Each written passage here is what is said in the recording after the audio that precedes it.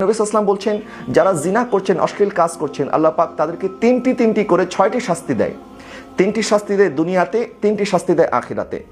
দুনিয়ার 3টি শাস্তি হচ্ছে তার চেহারার যে সৌন্দর্য, তার চেহারার যে লাবণ্য, এই লাবণ্য সৌন্দর্য আল্লাহ সুবহানাহু ওয়া তাআলা কেড়ে নেয়। তার চেহারার নূরকে আল্লাহ সুবহানাহু ওয়া তাআলা ছিনিয়ে নেয়। তার চেহারার মধ্যে আর কোনো নূর থাকে না। তার আয়ু আল্লাহ পাক কমিয়ে দেয়, তার হায়াত কমে যায়। 3 নম্বর নবী সাল্লাল্লাহু আলাইহি ওয়াসাল্লাম বলছেন সে সবসময় দরিদ্র অবস্থায় থাকে।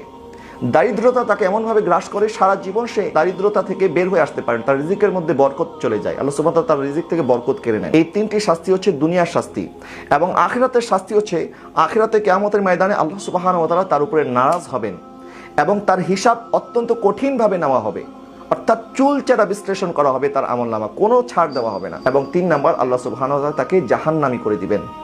তাহলে এই 6টি শাস্তি, দুনিয়ার 3টি শাস্তি, আখিরাতের 3টি শাস্তি, এই শাস্তি থেকে যদি আমরা বাঁচতে চাই তাহলে অবশ্যই আমাদেরকে জিনা এবং এই জিনা করার আগে যে সমস্ত ধাপগুলি আছে, ফাহিশা কাজে যাওয়ার জন্য যে সমস্ত রাস্তাগুলি আছে, এই সমস্ত রাস্তা থেকে আমাদের নিজেদেরকে বাঁচাতে হবে। যারা যুবক যুবতী আছেন, তরুণ তরুণী আছেন, তাদের এই সময়টা হচ্ছে সবচেয়ে গুরুত্বপূর্ণ সময় এবং শয়তান সবচেয়ে বেশি এই সময়টাতে মানুষকে ধোঁকা দেয়। এই সময়টা যদি আমরা ভালোভাবে পার করে দিতে পারি এবং শয়তানের ধোঁকা থেকে নিজেকে বাঁচাতে পারি, আমার আকা সাল্লাল্লাহু আলাইহি ওয়াসাল্লাম ইরশাদ করছেন, ইজা দাআতু ইমরাতুন যাতু মানসাবিন ওয়া জামালিন ফাকাল ইন্নী আখাফুল্লাহ, যখন কোনো সুন্দরী যুবতী রমণী কোনো যুবককে দাওয়াত দেয় গুনাহ করার জন্য, আর ওই যুবক যদি এই দাওয়াতকে ফিরিয়ে দেয় যে না আমি আল্লাহকে ভয় করি, আমি কখনো এই গুনাহ করতে পারবো না, আমার আকা সাল্লাল্লাহু আলাইহি ওয়াসাল্লাম ইরশাদ করছেন আল্লাহ সুবহানাহু ওয়া তাআলা কিয়ামতের ময়দানে তাকে আরশে আজিমের ছায়া দান করবেন, যখন আল্লাহর এই ছায়া ছাড়া কোনো ছায়া থাকবে না। আমরা তো গুনার তালাশ করি, নবীজি বলছেন গুনাহ যদি তোমার তালাশ করে, যেই সুন্দরী নারীর জন্য তুমি পাগল ছিল, ওই নারী যদি তোমাকে গুনার দাওয়াত করে আর তুমি যদি তাকে ফিরিয়ে দিতে পারো আল্লাহর ভয়ে,